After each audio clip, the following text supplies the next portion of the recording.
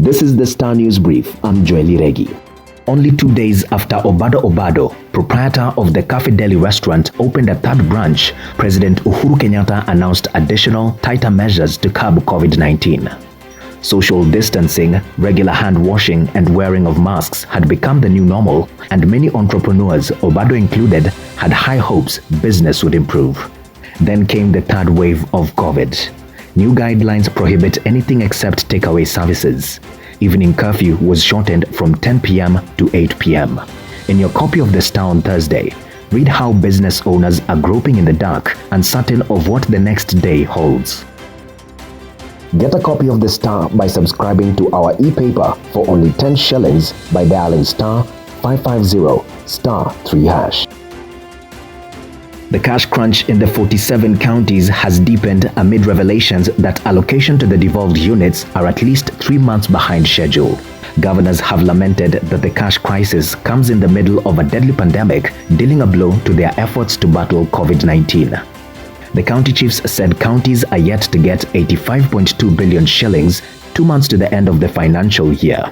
Of the estimated amounts, 7.2 billion shillings is owed to 12 counties for the month of December. The Nairobi Securities Exchange has extended the suspension from trading Kenya Airways shares for another 9 months as the airline prepares for a government buyout. A statement from the Nairobi boss attributed the extension to the delayed nationalization process of KQ, as it is known internationally. The suspension was approved and issued by the Capital Markets Authority. This will be the second extension after the first one was approved last September for 6 months.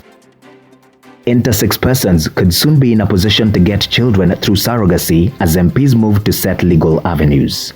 MPs have sought to include provisions for the special group of persons to get such services in further amendments to the Assisted Reproductive Technology Bill 2019. The bill, sponsored by Suba North MP Millie Odhiambo, is due for second reading following its approval by the Health Committee. In its report, the committee chaired by Murang'a woman MP Sabina Chege has introduced requirement for the national and county governments to put in place measures to ensure intersex persons have access to surrogacy services.